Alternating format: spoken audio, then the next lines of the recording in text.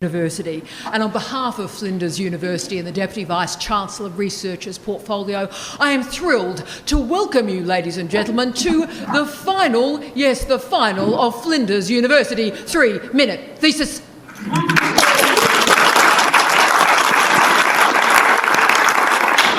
What an extraordinary special day it is. Are you ready to be excited? Yeah. Are you ready to experience wonderment, excitement and intrigue? Yeah. Fantastic. Look, you are going to experience a level of excitement in the next hour or so, only seen at 2 a.m. when Donald Trump decides to send a tweet about North Korea. But because we are, ladies and gentlemen, Flinders University, a sense-making organisation, it is my very great pleasure to commence with an acknowledgement of country, acknowledging the traditional owners of the lands on which we meet today, elders past and present, and any Indigenous colleagues with us today. We thank you so much for being here. Your time is incredibly precious, you are incredibly precious, and we are thrilled that you're sharing this time with us. And of course, this year is particularly spectacular because we're sharing the 3-Minute Thesis Final in the middle of our Doc Fest. This is fantastic. And for those of you that haven't heard about Doc Fest, where have you been, girlfriend? Doc Fest is a festival of fabulousness of our higher degree students at Flinders University, and we are thrilled to provide an avenue, a venue and interface where we know how fantastic our PhD students are, now the rest of the world does as well. So we are celebrating, ladies and gentlemen, intelligence, imagination, rigour and ingenuity. And let's be honest, in 2019, we do need an infusion of intelligence, don't we? We need to see, in an inspirational way, brilliant people creating extraordinary ideas in a way that resonates with our time. And look, innovative ideas are about as popular at the moment as Barnaby Joyce at a women's studies conference. But these times demand more of us as university scholars. Indeed, they demand more of us as citizens. Today, we provide a salve for these truly strange times. So with our 3-minute thesis final, I'm going to talk about the rules shortly, but I firstly wanted to acknowledge you and your time and your enthusiasm. And could I also ask that we all do an enormous shout out to our friends on the mega screen, so if everyone can sort of turn around and just do a wave for all our friends on the mega screen. Woo! You rock mega screen. I hope you're having a fantastic time. And also we've got a series of our friends and colleagues and students who are joining us from around the world. Flinders University is the first university in the world to affirm the digital doctorate. You can complete a doctorate at Flinders University from any location in the world, so I will do a big shout out to the following people. I'd like to say hello to Sue in Mount Gambier, Nantini working in Alice Springs Hospital, Heather in Tennant Creek, and Julie in Canada. But more of Julie shortly. You see, our students live and work around the world. And this event, I think, is a testament that Flinders University is a university of and for the world. We create trans-local research that transcends, that transforms, that makes a little bit of magic in dark times. Therefore, we're also going to be tweeting through this, ladies and gentlemen. The hashtag is hashtag Flynn3MT, hashtag FLIN3MT. So do yourself a favour and tweet through it. I get to do something incredibly exciting now, even more exciting. I get to introduce your judges. Are you excited? Yes. Let's see who we've got for you this year. Firstly, I am so excited. I'm such a girly fan. It's such an embarrassment. Dr. Heather Holmes Ross. We know this incredible woman as the Mayor of the City of Mitcham. Wow. but she's also one of ours. She's a PhD graduate of this university, a remarkable businesswoman. Her professional career is based on sustainability, prosperity, and also transparency, and her community engagement is extraordinary. She represents what all of us hoped women in leadership would be, and we never seem to quite get there. But you do. Please welcome our wonderful judge. Now we have another stellar judge here, Dr. Adam Patterson. Again, one of our own. He completed a PhD at Flinders University after studying archaeology in both Flinders University but also Leicester in the UK, wonderful university, and has worked as a heritage consultant in a variety of public and private roles. His PhD explored, hang on to yourself here, issues of power and value during the 2002 to 2011 Port Adelaide waterfront development. So Adam really is a public intellectual of and for our time, so we're so thrilled to have him here. And our... Oh, you want? Do it, go again. And our final judge is Dr. Anthony Sheehan, Chief Scientific Officer for TGR Biosciences. Wow, another famous, amazing human being. Previously awarded the prestigious 2012 BioSA Young Achiever Award. Anthony is the embodiment of the best of contemporary science. He is a profound leader and used those leadership skills to communicate the best of what science and industry can achieve. Ladies and gentlemen, please welcome Anthony. So much for our incredible judges. Are you excited? Woo. It just sort of feels a bit exciting being with these three people. It's like I'm in the same room as these people. This is just brilliant. But I have one more job to do in this introduction, team. I'm going to tell you something about what you're going to see in the next 50 minutes or so. So we have 8 finalists who have moved through heats, moved through semi-finals, and they're here today. Wow. Hundreds of hours of preparation has gone into every single 3-minute thesis presentation. So can I please ask that everybody now looks at their mobile phones and please turns them to silent? Because like one ring can destroy hundreds of hours of preparation, #no pressure. So do us a favour to me, practice a little bit of digital dieting in the next 50 minutes. Thanks a lot. So how we're going to progress, let me tell you the rules of engagement here, team. We're going to introduce each speaker in turn. I'm going to just come up to them and get them to say hello so we make sure the technology works. I want everything fantastic for you guys, so you don't start until everything is cool. So we'll get everything nice and stable and then we will commence. So what they are about to do is remarkable. So let's support them.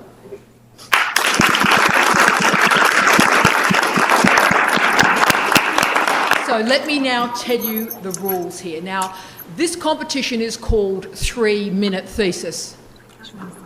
How long are they speaking? How long are they speaking? Thank you. Reem even did like the hand signal as well. You go, girl. Just keep doing that. 3 minutes, first minute, second minute. Reem, thank goodness you're here, mate. That's fantastic. Now we're getting a wave at the back too. Hi, great to see you, mate. So they're allowed one slide. It must be a static slide and it must be on display from the start of the presentation. So no media can be deployed and no props. The presentations must be spoken word. So sadly, no songs, no poems, no rapping.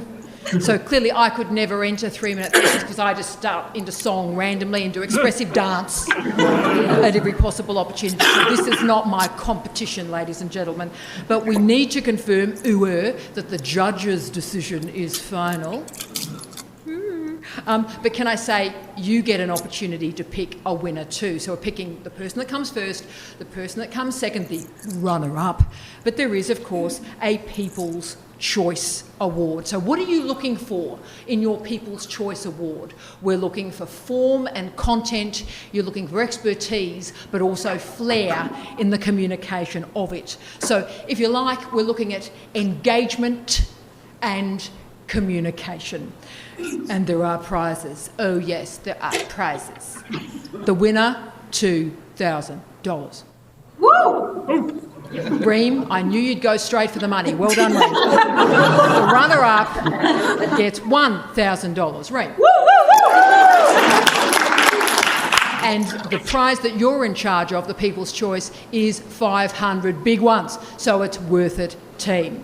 And our winner is going to head to Brisbane. Why would anyone go to Brisbane? But still somebody has to. Head to Brisbane. I live there.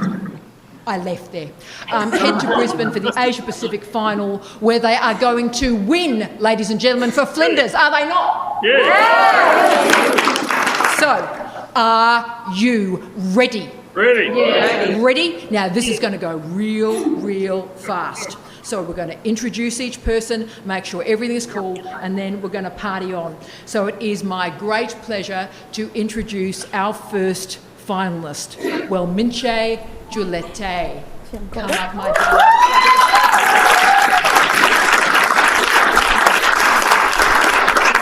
Her wonderful presentation is titled Teaching English on Paradise Island. So, darling, I'm just going to check you're fine. Say hello to me. Hello. Hello, everyone. Am I starting it? Imagine living on a beautiful island of Indonesia, like the one that you are seeing in this picture. It looks like paradise, doesn't it? Yeah. Now imagine being a teacher on a remote island of Indonesia, where there is no electricity in most part of the island. There are broken roads from your home to school. There is no public transport and no internet. It is getting hard, isn't it? English teachers who work on this remote island confront all of these challenges every day. They have limited options to access professional training. They have to go to the main island to develop their knowledge and teaching skills in order to provide better quality English lessons for their students. In addition, the cost of traveling for professional learning is almost the same as their monthly pay as teachers. This led me to a question. How can teachers improve their knowledge without leaving their school and spending all their pay on the trip? This is where my research comes in.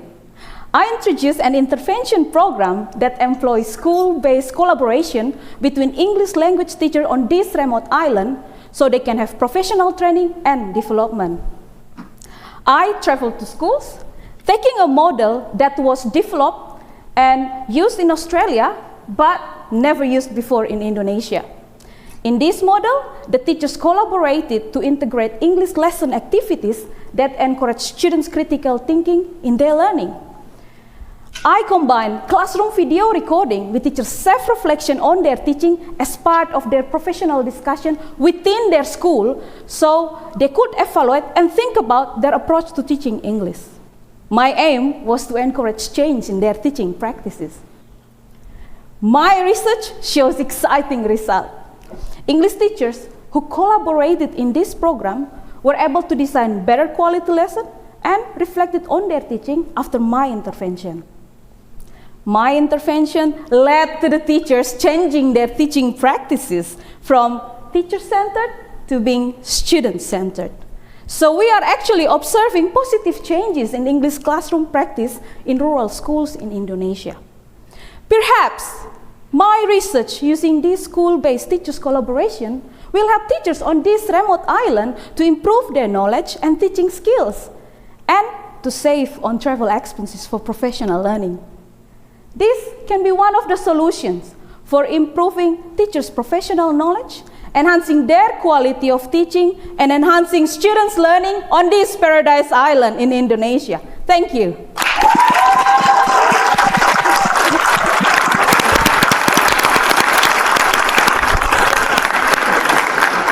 What sort of great start was that? Woohoo! I'm so excited. I just want to hug somebody. That was just fantastic, wasn't it? Well, let's move to number 2. We've got the wonderful Matthew Isiello from the College of Nursing and Health Science, and his presentation is titled, how brilliant is this? What's the opposite of mental illness, and why does it matter?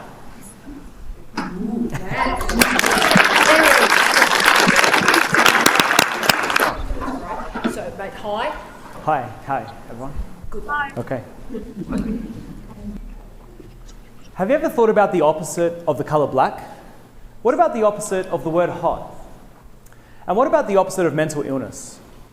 Our healthcare system is designed on the assumption that the opposite of mental illness is mental health. Because of this, we've prioritised treating mental illness rather than building mental health. And this hasn't exactly gone to plan. As rates of mental illness continue to rise in Australia, in spite of the fact that we use more antidepressants than almost any other country in the world. When I talk about mental health, I'm talking about the things that build a sense of well-being. Things like having a sense of positive emotions, warm relationships, and a sense of meaning or purpose in your life. In my PhD, I'm investigating a new model of mental health that treats both well-being and mental illness as 2 important parts of the puzzle, rather than opposites, and investigating how this could transform our mental health care system. So in this new model, you start to see different groups of people that are invisible when you only focus on mental illness. For example, you have people like Bugs Bunny, with a high level of well-being and no mental illness. You have people like Eeyore, with a low level of well-being with a mental illness. And then we have people like Old Gil, who wouldn't be diagnosed with a mental illness, but he has a low level of well-being. And that's a bigger problem than you might realise. People in this group are actually 8 times more likely to develop a mental illness. But because we don't measure well-being, we have no idea who's at risk. So the first part of my PhD research is to understand the best way to measure well-being and mental illness at the same time, so that rather than waiting for someone like Old Gil to develop a mental illness, we can identify them early and give them preventative interventions to help improve their well-being. So the second part of my research is to better understand these groups of people. In particular, I'll focus on the SpongeBobs of the world. SpongeBob is highly anxious, he's neurotic, and yet he manages to have a high level of well-being. This group of people prove that mental illness and mental health are not opposites of each other. By interviewing these people, I hope to give a voice to their lived experience and help others understand that it is possible to build a high level of well-being even with the diagnosis of a mental illness. And we know that this is a really important step. In my PhD research, we've shown that if people can improve from Eeyore's position to SpongeBob's, they're actually 20 times more likely to recover from their mental illness. So this model has massive potential, yet so few people know about it. That includes researchers and other clinicians. Through my research, I hope to bring real attention to this model, to transform our mental health care system, to prioritise prevention over treatment, and help us all become a little bit more like Bugs Bunny.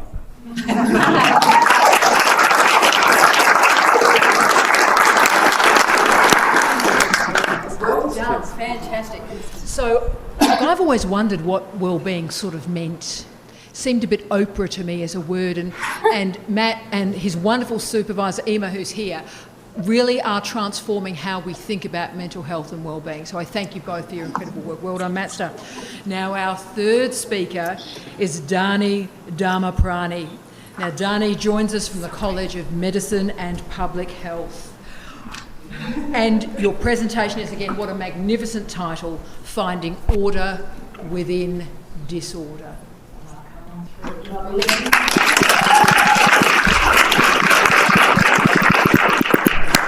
hi to me, darling. Hi.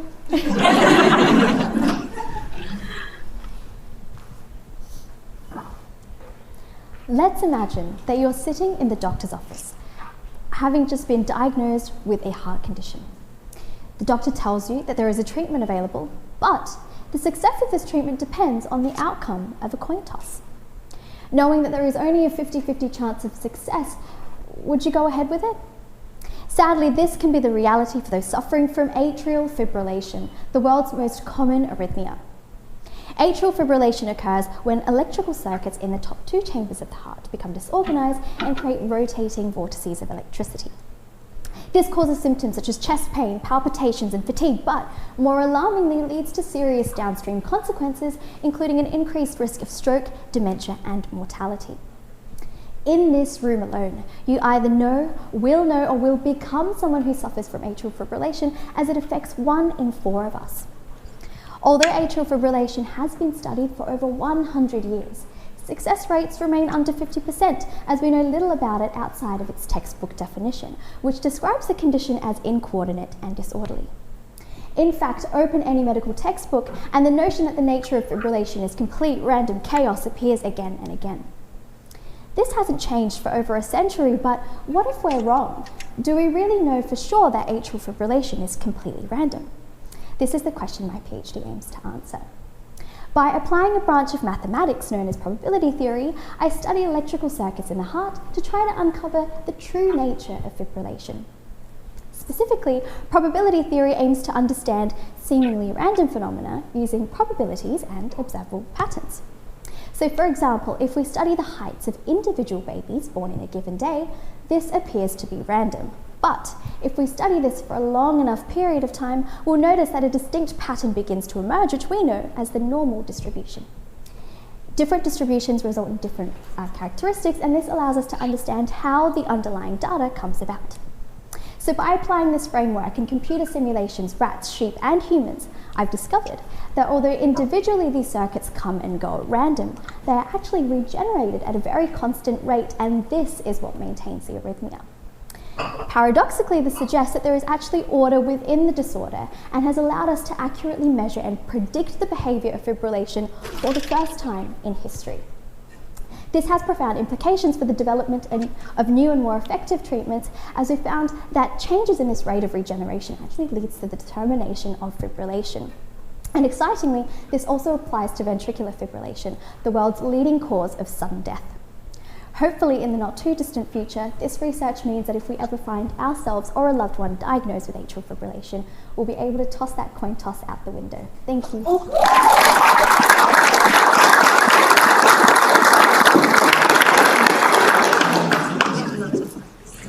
Look, if I got sick, I'd really like you to look after me. Did anyone else sort of feel their heart sort of beating randomly during that presentation? Thinking, is this me? Have I got this? Have I just received this from this presentation? How fantastic is this? How are we going, team? I told you this would go quickly. How exciting is this? Is anyone else thinking that the future of this country and indeed the planet is in safe hands with these wonderful people? It's unbelievable, isn't it? When people think about what research is and what research does, we're certainly seeing it today. So we're at speaker number 4, Christina Mamone from the College of Humanities, Arts and Social Sciences. Please give her a big whoop.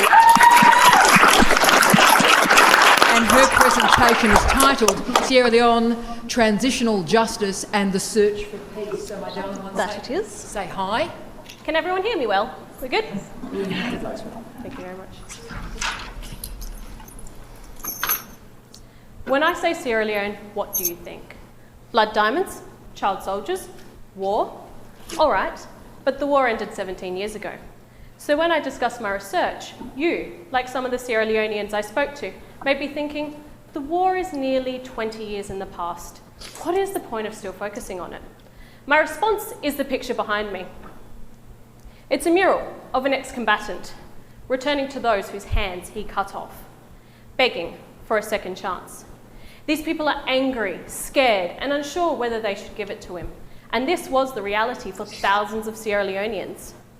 Reconciliation may be at the top of a government's post-conflict agenda, but after 11 years of extreme violence, it's difficult to achieve. The war gained infamy for its normalisation of violence constituting crimes against humanity. So when it ended in 2002, the organisations that swarmed the country attempted to show the full capacity of a peace process called transitional justice and make Sierra Leone this big beacon of hope for other countries experiencing extreme violence. Transitional justice assists post-conflict reconciliation by bringing victims and perpetrators together so as citizens they can move from violence to peace. The problem is that it's a short-term process, partially out of necessity, but it's also restricted by resources, and as a result, majority of the research focuses on its implementation with very few people considering its ability to ensure long-term peace. This is where my research comes in. My research considers not just the conflict and the implementation of transitional justice, but more importantly, what's happening now. In an attempt to gain a holistic understanding, I've adopted a multidisciplinary approach, and through interviews with Sierra Leoneans and expats from various sectors and all walks of life, I've analysed how effective transitional justice was in addressing the root causes of the war, and whether these violent indicators persist today, leading to important questions like, how peaceful is nowadays Sierra Leone, and how likely is it to return to violence? These are vital questions to ask, because the model of transitional justice used has been replicated in countless other post-conflict countries with very little consideration of its long-term reliability. And my findings suggest that not only Sierra Leone, but these other countries may return to violence, destabilising not just the sub-Saharan African region, but other regions within Africa as well as Latin America. With the findings of this research, I intend to assist transitional justice to ensure that such destabilisation does not occur. So whenever someone asks that question, what is the point of still focusing on it if it's nearly 20 years in the past? I can't help but think how this is an issue that can no longer be overlooked. And I respond to their question with my question. Can we continue to trust transitional justice to ensure long-term peace? Thank you.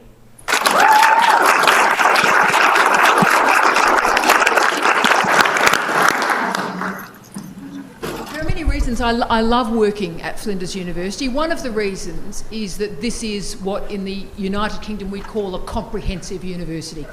So it exists from the high humanities, which we just heard, through to the hard sciences. And it is a statement about the value of the humanities, the value of the social sciences, and the value of the sciences together that makes a university. And I think we're already seeing today the profoundness of this interdisciplinary expertise that Flinders has. Makes you proud, doesn't it? Makes you right. And speaking of an amazing transition now from the high humanities through to the sciences, our fifth speaker is Antoine Champro from the College of Science and Engineering. He's sharing with us his presentation, Did Changes in Vegetation Kill the South American Giants? So just check back. Hello? Can you hear me? Yes. Yeah. Cool.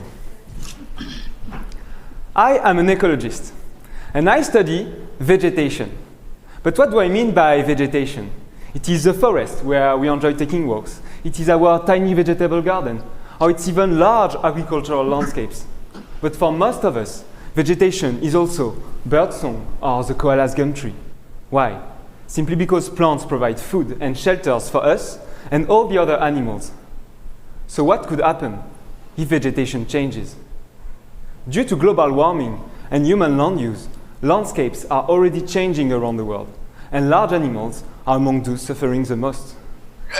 But this already happened in South America during the last 20,000 years, just after the last ice age. Did you know that during the last ice age, some South American landscapes actually looked like that on the picture with these animals and this vegetation? But during a period of global warming, South America became the last continent to be populated by prehistoric humans and to nearly lose all of its giant animals. So South American people experience global change that we can almost compare to the global changes we are likely to experience in the near future. And if we understand what happened back in time, it could help us to anticipate our future. But the story that is taught in schools and museums is still unclear. So my challenge is to tell the shared story of how and why this giant animal disappeared and past landscape changed. To tell this story, I am building my own time machine. Therein, I simulate both vegetation and giant animal populations with a computer model. This model links today's climate and the distribution of plants on Earth to deduce from past climates, past vegetations. And to check that my time machine isn't telling the wrong story, I compare my virtual landscapes with fossils of plants from this period, which are the only remains of the actual vegetation that existed back then. And I already have some results. My time machine and fossils both tell the same story. I discovered that during the last ice age, the size of the Amazon rainforest, as we know it today, was vastly reduced to the benefits of giant animals that prefer grazing in open grasslands. But as climate got wetter and warmer, Trees covered this grassland more and more, causing the decline of the giant animals they hosted, just because they didn't have enough grass to graze. But my question is now, was this reduction in grassland area enough to cause their total disappearance? I'm not yet finished, but my results should explain the role played by vegetation in giant animals' extinctions. And we will therefore be better prepared to predict the effect of the climatic challenge that is coming. Thank you.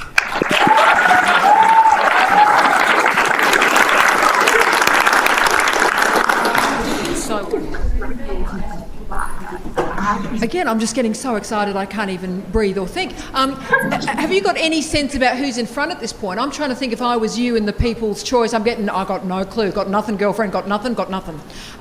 These are fantastic, aren't they?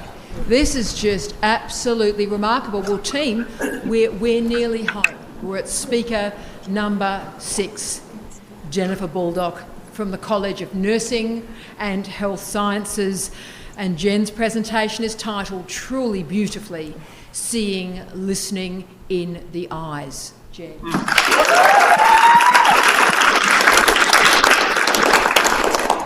Let's check sweetness. Hello? Is that good? Imagine if, right now, there was a big heavy metal band playing directly behind me. Think about how difficult it would be to filter out all of that background noise and focus solely on what I'm trying to say. Now imagine if you had to invest that amount of effort all day, every day, just to listen. That sounds pretty tiring, doesn't it? In my area of research, we call this excessive listening effort. And the research suggests that individuals with hearing loss actually do have to expend this type of excessive listening effort consistently throughout their average day. Think about the consequences of this. You might be so exhausted from expending so much effort all day that come the evening, you feel really fatigued. So you decide to head home early instead of going out to your favorite nightclub and having a dance with your friends. So you miss out on that social interaction. Unfortunately, situations like this are frequent for a huge portion of the population who have hearing loss. And it's just one of the many ways that having hearing loss can be really isolating. Clients frequently report instances of excessive listening effort to their audiologists, but right now, standard hearing tests can't adequately address the issue, and there's no clinically available measure of listening effort. This is where my research comes in. When we expend effort in a task, our body interprets this effort as a stressor. And when we feel stress, it reveals itself in the body in a number of ways. For example, we sweat more, our heart rate increases, and our pupils dilate, so they grow in size, just like in the picture. What this means is we can see listening effort in the eyes. By tracking these changes to pupil size, we've been able to quantify the amount of effort that specific listening tasks require. But we've not yet been able to apply this to a clinic where individuals will be able to directly benefit from it. Just think though, if we could use this measure in clinics, we would be able to ensure that a specific hearing aid setting provides the user with the easiest listening experience. Amazing, right? But not so fast. The thing about pupils is that they're not just affected by effort. They're also affected by light conditions, which is likely to vary from clinic to clinic. So my research asks if, how, and why the effort-driven pupil response is affected by light conditions, and also what happens to pupil size when the stress of effortful listening becomes too much and fatigue sets in. It's my goal to use this research to help establish a clinical measure of listening effort to address the far too common complaint of excessive listening effort and fatigue, thereby improving the lives of individuals with hearing loss and hopefully even getting some people back to their favorite nightclub. Thank you.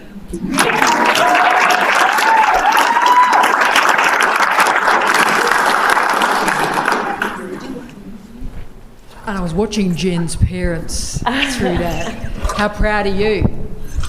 I just think your mum exploded halfway through that gig. Fascinating research, fascinating. We now have our 7th speaker, Ayub Asim, and he joins us with Ross here. Great to see you, Ross. Your timing's excellent, mate. Joins us from the College of Medicine and Public Health. And again, what a title, mate. The Silent Thief of Sight. Hello everyone, hope you can hear me okay. We can. Great.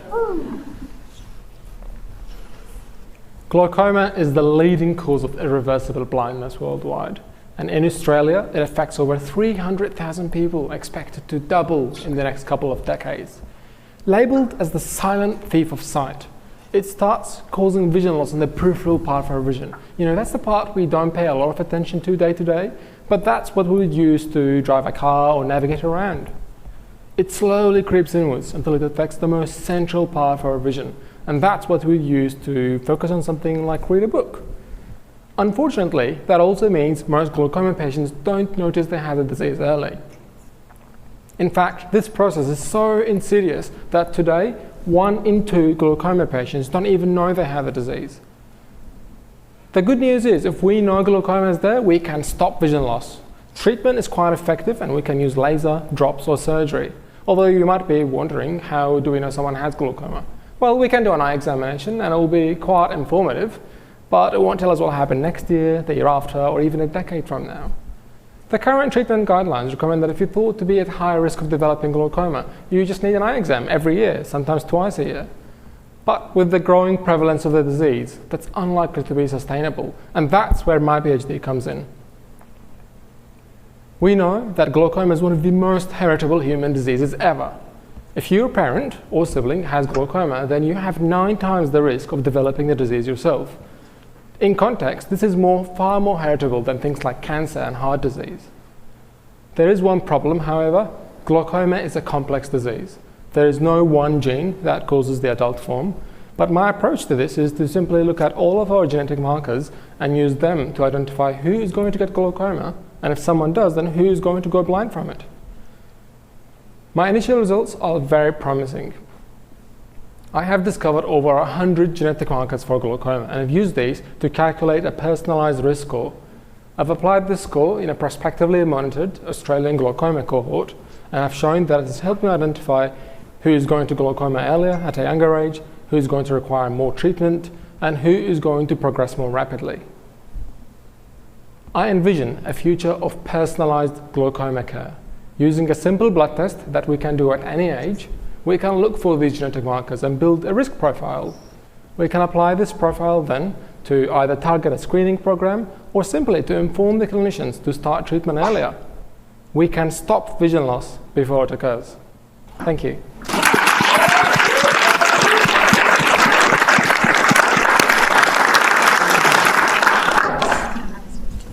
How inspired are you?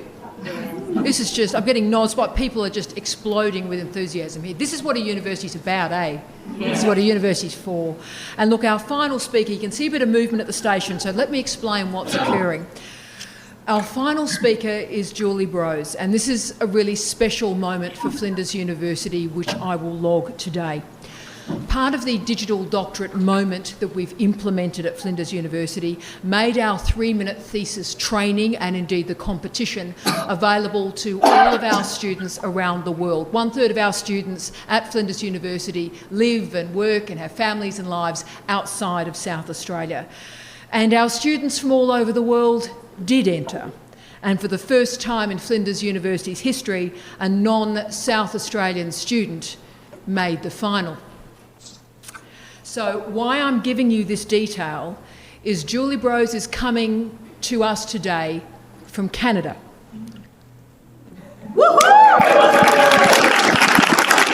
And therefore some technology, as you can see, is going to be involved here. So can we all make a deal? I'm making a deal with Jules, I'm making a deal with all of you. If the technology does have a bit of a hiccup or a problem, I will stop Julie and we will give her the opportunity to go again, the same as our analogue crew. So are we cool with that? Yeah. So I'm assuming the technology will be excellent because the internet is so strong in Adelaide. But let's do this. This is a powerful moment. So Julie, we are proud of you, girlfriend, and I'm loving the drapes still, mate. The curtains are a good choice. So Julie is, yes, from Canada and also from the College of Nursing and Health Sciences, and is presenting on everyday life experiences for people living with advanced cancer over time. Julie, can I get a hi from you, darling, to check you're all right? Hello, can you hear me? We can, darling. Good luck. Go for it.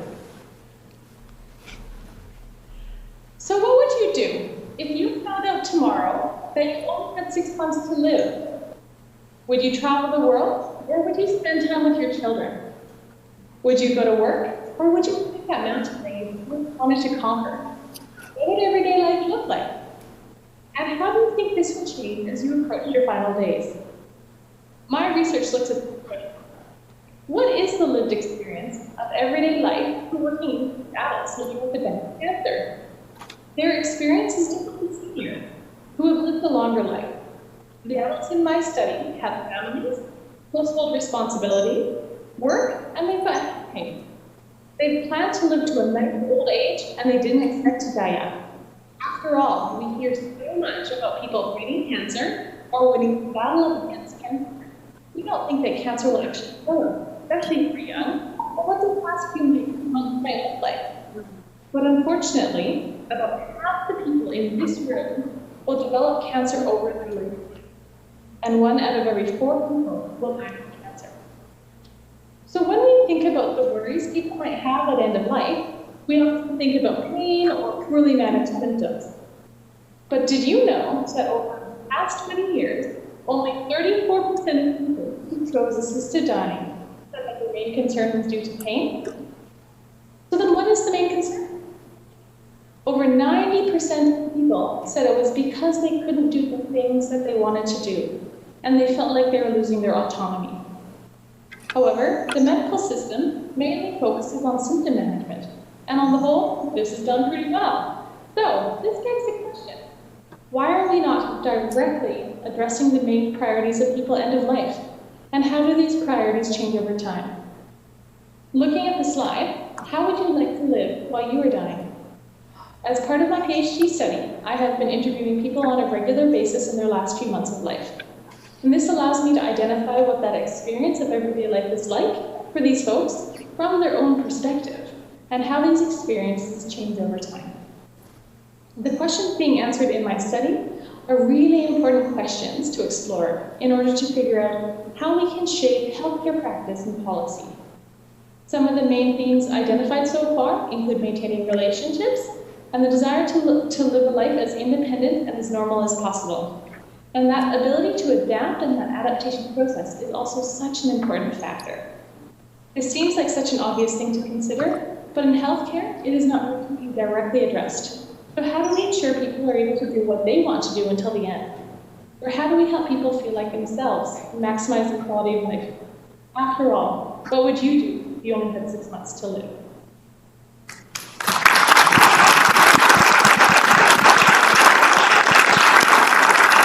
So well done, Jules. Jules, you got it. It was a good, clear reception. So the internet in Adelaide didn't let us down. There were a few heart-wrenching moments there, but Jules, very well done, and we're very, very proud of you. So how fantastic with this? The first thing we need to do is, can we congratulate our 8 finalists?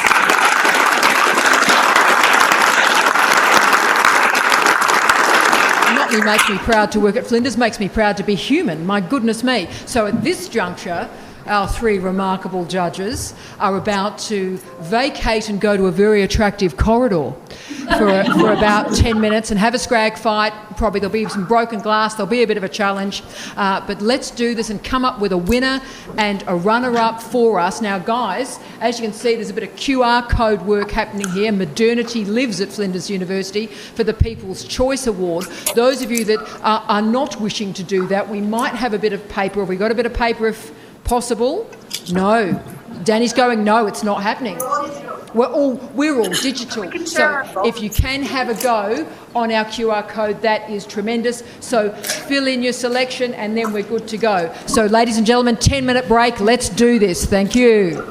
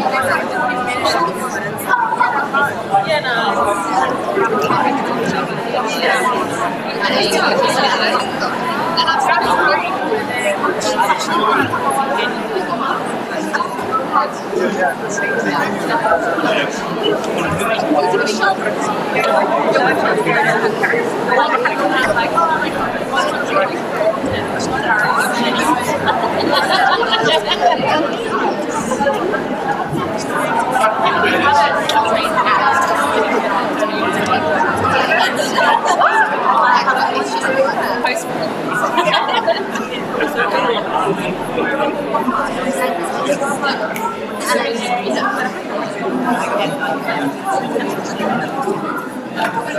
realise it's that.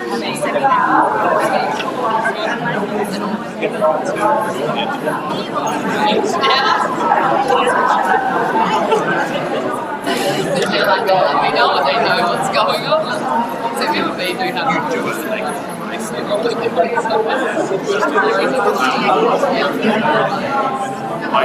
I was meant to message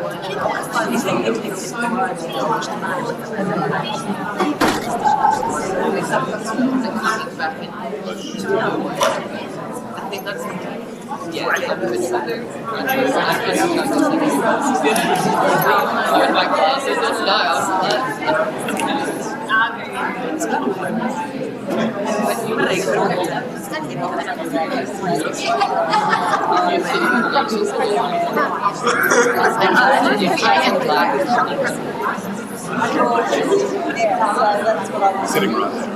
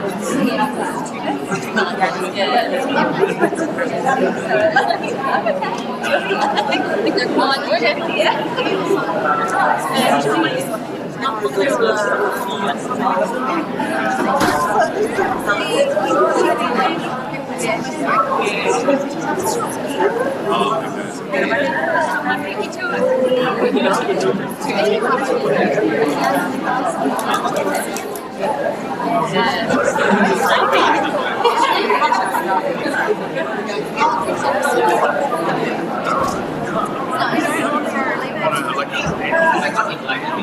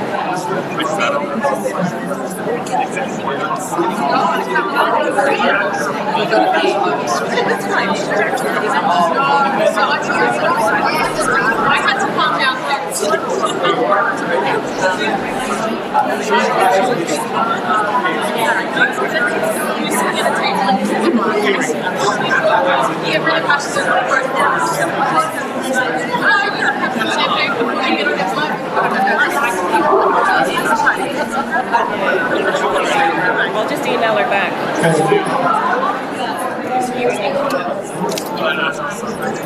I think we're in the final minute or so of the People's Choice, so if you've been holding back from the QR code, now is the time. Nat, did you vote? Yes. You going to tell us who you voted for? It was very hard to decide. It was very hard. Did anyone else? I mean, I honestly don't know who won. Has anyone got any sense who's won at all? I got no. They were all super amazing. They're all winners.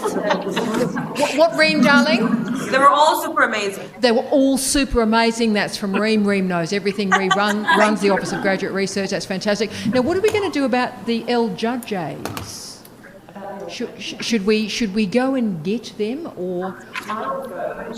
Because I was only slightly joking that they were out having a scrag fight. It would be quite terrible if that actually happened, wouldn't it? That would be. Thanks, Megan. The mayor comes walking back to The people come back. That was hard judging. That was hard judging. You've done brilliantly, Megan. You've had a hard day, girl. Going into the corridor and getting drunk. And she said, well, I hope you're back. I didn't do what I suggested.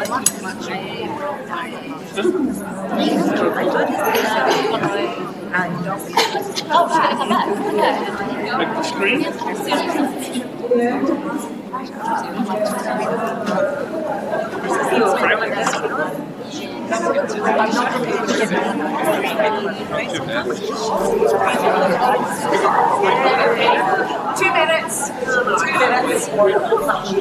I have just heard from Dr. Tiffany Lyndall-Knight that they will be 2 minutes. So for everyone on the stream, just hang in there with me in Mount Gambier. I know it's Party Central at the moment with Sue. So 2 minutes and we will have our result. It's very exciting.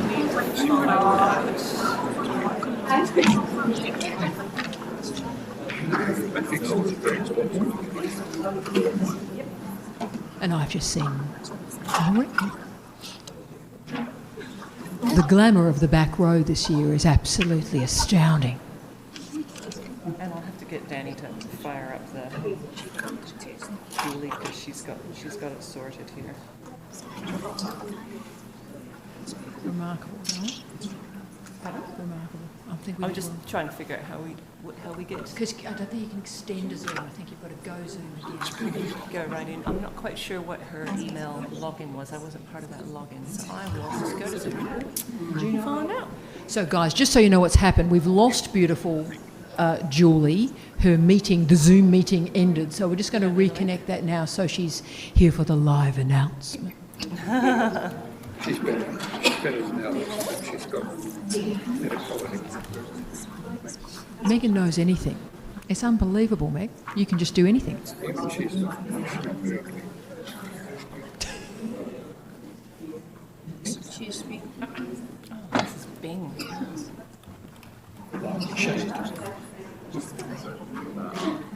Speak loud. Some people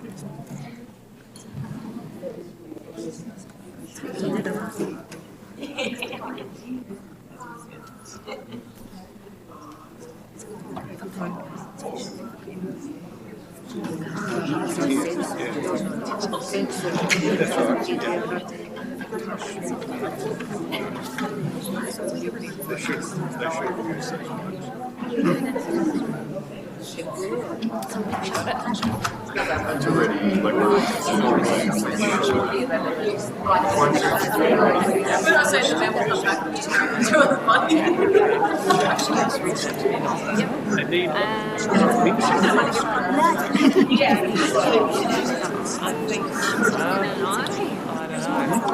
And people wonder why you Skype. what does she use? Hang on a minute. Sign in.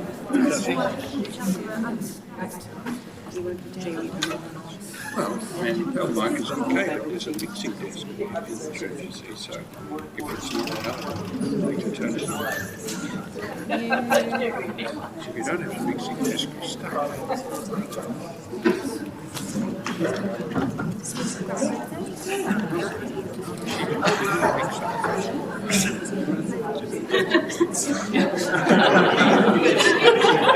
See it on the desk. What's happening? Meetings. Let's see if she's in a meeting right now. Join the meeting. It's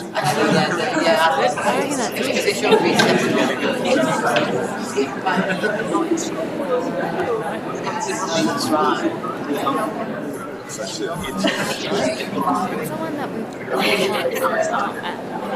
yeah, that's the same one as this number, I think.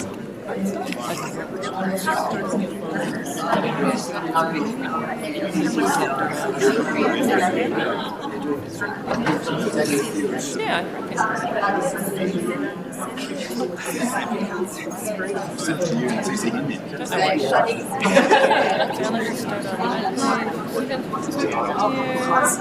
oh, meeting is currently in progress.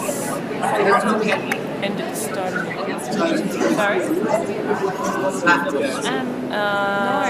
get to the other meeting? Yeah. Let's join a meeting. Okay, try that again. Oh, what was it called? It was digital boxes. Yeah. I think digital. Just give me that number, the meeting ID, just the number. 23 75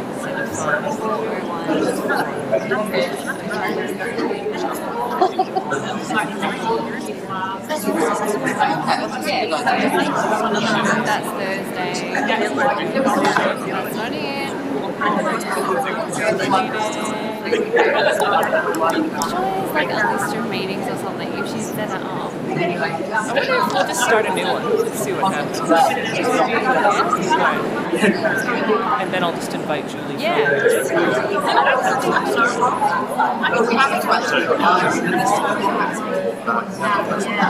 End of the meeting, and I'm just going to invite her. Computer audio. I think it was computer audio. And then I need to invite. I see judges. I'm excited. Could I ask that Heather, Adam and Anthony come to the front? You can put stuff down, but then I might get you to just rock on to the front with you've me. Got it there. Awesome. Head to the front to me if okay. So if Heather, Adam and Anthony can come to the front, I'd be appreciative. You kept us waiting, team. We did. Ooh, it was. Look, it was. And look, guys, I'll give you the microphone. How tough was that job, guys? It was incredibly difficult, of course. You're all wonderful.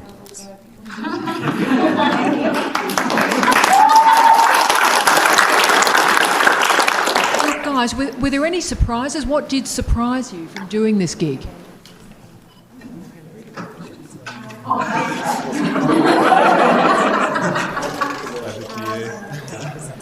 I wouldn't say surprise, but just so well prepared is the thing that you notice the most. Like, just sit there with one slide and just roll off for 3 minutes, basically to the second, was pretty impressive. So, just what good preparation gives, I guess. That's what it showed me. And look, the final question I have, because obviously we've worked you hard and the three of you look tired and emotional from what we've done. But my final question is also about the importance of communication, because we've got three brilliant human beings here. How important is it not only being brilliant, but being able to communicate it with that degree of clarity?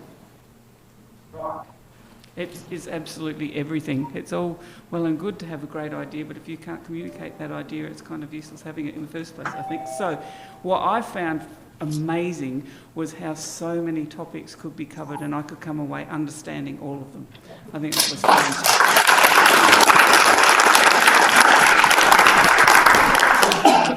Not only do we have the best students on planet Earth, we also happen to have the best judges. And because we are a Champagne-focused office, as we've discussed in the past...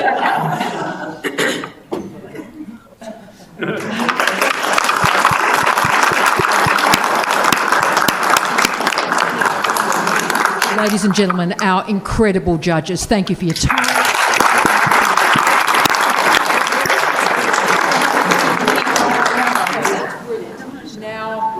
I believe Tiffany and Danny. Tiff, are you going to do a bit of business for the old man here? Yes. By the way, that's my 91-year-old father's phrase, for which I apologise. Hi, Kevin, watching from Perth. What business are we doing, Tiff? I'm excited. Have you got results and stuff? I have results, I have certificates, and I have names on those certificates.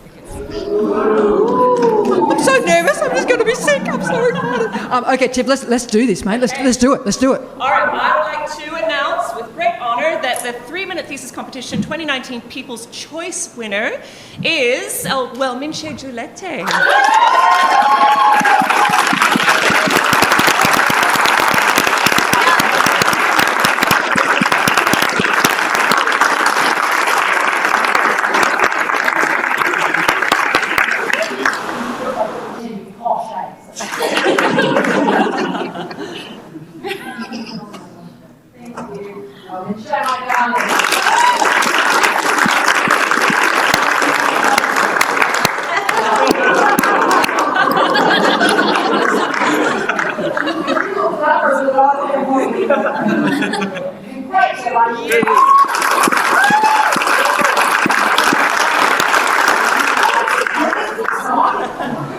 And the 2019 runner-up is Matthew Iciello.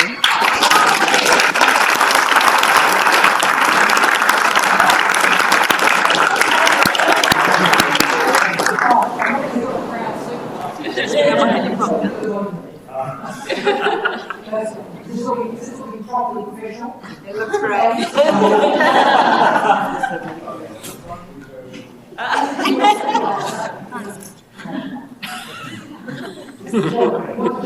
Congratulations,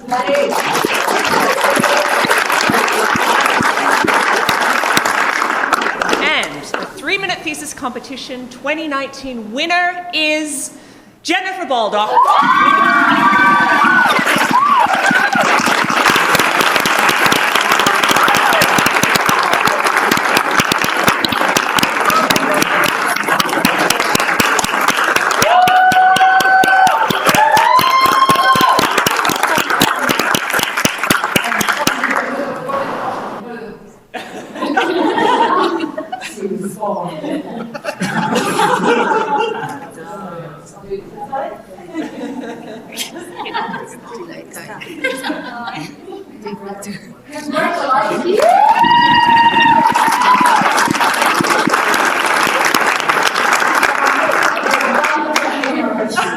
Congratulations.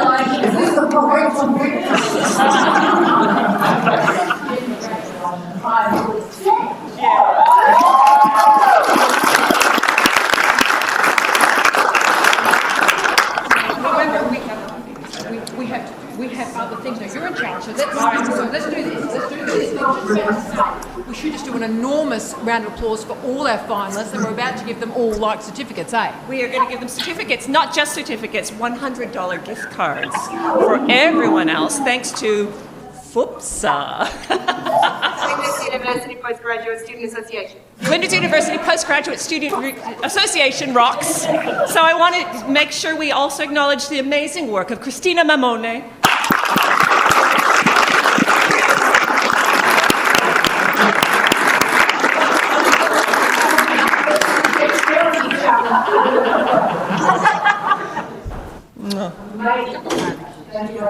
Antoine Champeau.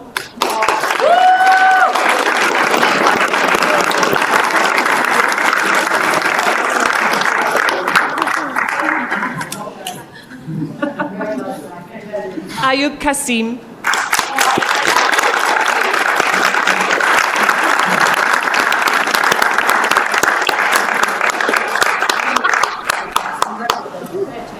Danny Dharma Pirani.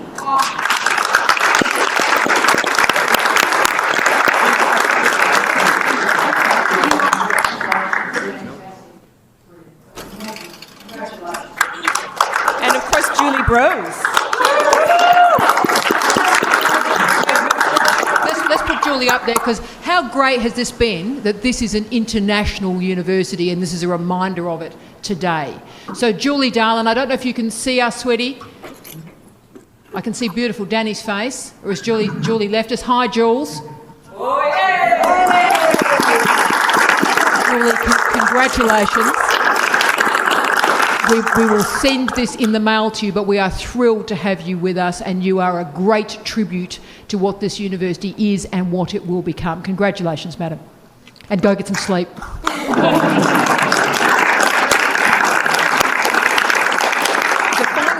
I think, Tiff, are to me. Firstly, we need to thank the OCME events team for their incredible work, but there are some other people I need to thank. Firstly, I need to ask Dr. Tiffany Knight to return to the front with me. Now, Tiffany is obviously one of our former PhD students, very successful AA unicorn result, remember that one? She's also an internationally remarkable awarded actor and was the coach for all our students throughout this program, and the idea that they were all so remarkable. I mean, any one of those people could have won is a tribute to them and their expertise, but also this remarkable woman. Ladies and gentlemen, Tiffany Knight.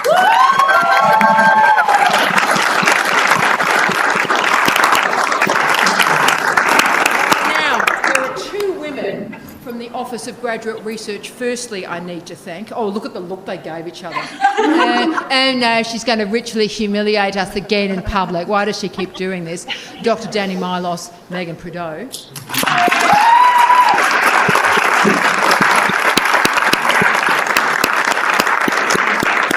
These two women built this competition. It started from people in the colleges moving forward, rolling through with momentum, and the talent and the expertise of these two incredible women has got us here today. Megan and Danny, thank you both for everything.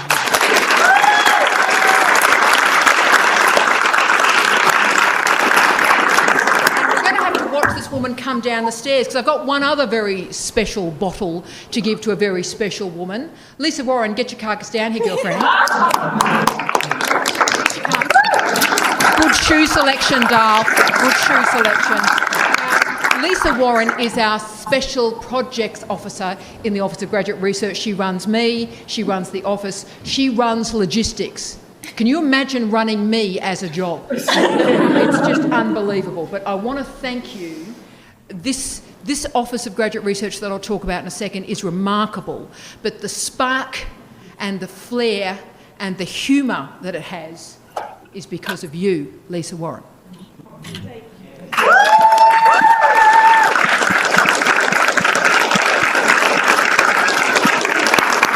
I just want to do a final few thank yous if I can. I want to thank the Office of Graduate Research. I'm the Dean of Graduate Research. I don't do much. I just sort of frock up and hope for the best, big hair, I hope for it. But look, I've had a lot of jobs around the world, and look, I'll have a lot of jobs around the world, but the best job I've ever had is this one. And it's a special role because we actually get to see the future. We actually get to see great minds challenge and transform and agitate. And I'm lucky because I work with the best people. The best Office of Graduate Research in the world happens to be in Adelaide, who knew, and happens to be at Flinders University. These great people are innovators, your risk takers, and your agility remains an inspiration. It is a privilege to serve you, and all of us find it a privilege to serve our students and our supervisors. Ladies and gentlemen, please join with me and thank the Office of Graduate Research.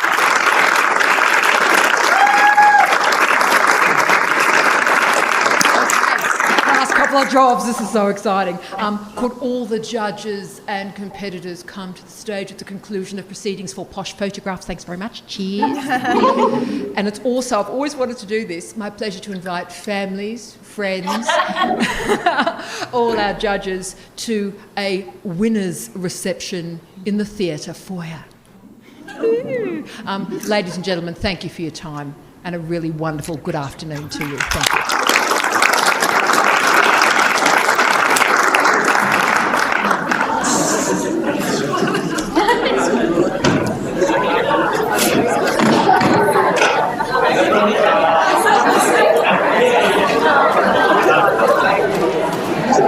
By live stream has been brilliant. Cheers.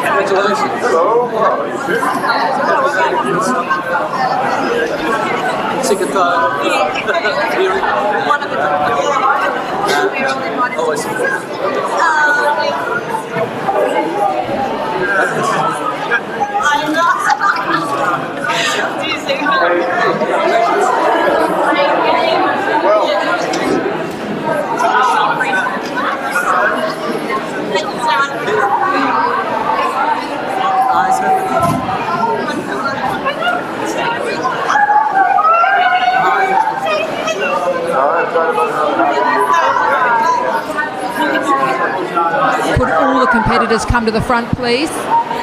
And family and friends, give us a little bit of space for a photograph. Thank you very, very much. Competitors, focus, focus, focus, focus. Come. They always ignore me. They ignore their dean. They ignore their dean. Competitors, come towards my dulcet tones. Thank you. Maddie, looking at you, Maddie, Jen, Maddie, Antoine. Team, head towards me, come on.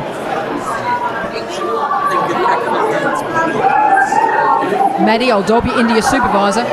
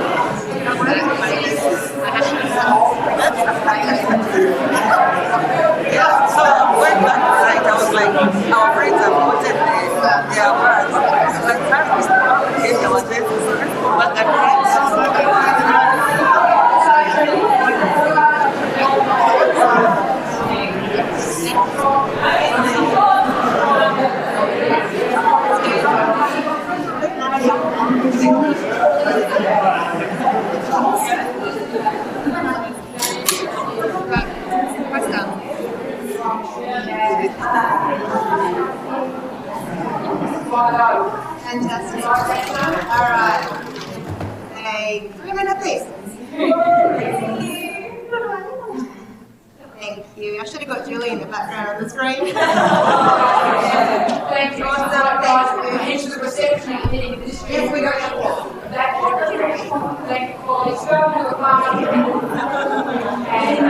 Yeah, nice.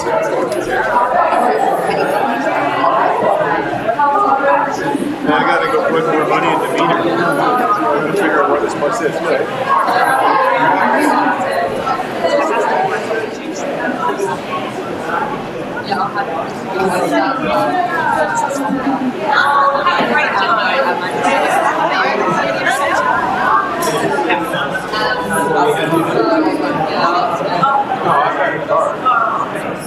I don't know where to go when it's done.